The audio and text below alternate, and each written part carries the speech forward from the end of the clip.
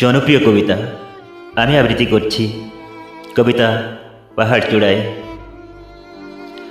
অনেক দিন থেকেই আমার একটা পাহাড় কেনার শখ, কিন্তু পাহাড় কে বিক্রি করে তা জানি না। যদি তার দেখা পেতাম, দামের জন্য আটকাতো না।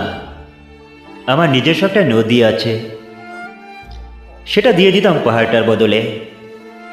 কে না জানে পাহাড়ের চেয়ে নদীর দামই বেশি।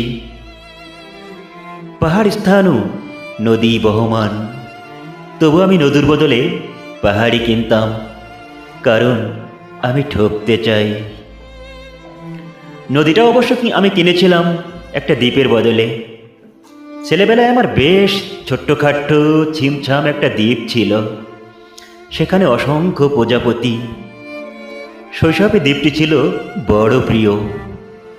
আমার যৌবনে দ্বীপটি আমার কাছে মাপে ছোট লাগলো। প্রবাহমান ছিপছিপে তন্নি নদীটি বেশ পছন্দ হলো আমার।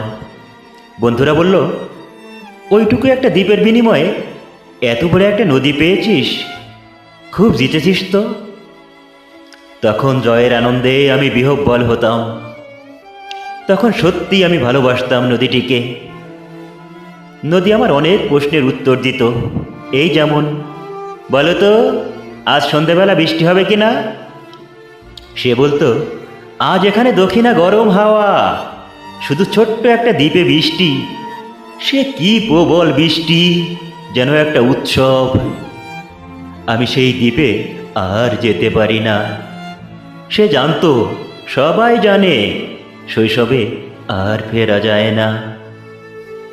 এখন আমি একটা পাহাড় কিনতে চাই। সেই পাহাড়ের পায়ের কাছে থাকবে গহন অরণ্য। আমি সেই অরণ্য পার হয়ে যাব, তারপর শুধু রুক্ষ কঠিন পাহাড়, একেবারে চূড়ায়।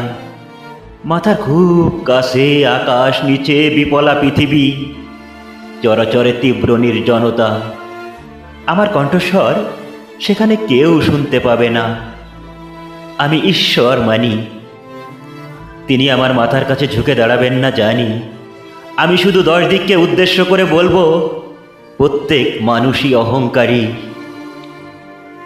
এখানে আমি একা, এখানে আমার কোনো অহংকার নেই। এখানে জয়ী হবার বদলে ক্ষমা চাইতে ভালো লাগে। হে 10 দিক, আমি কোনো দোষ করিনি, আমাকে ক্ষমা করো, ক্ষমা করো। ধন্যবাদ।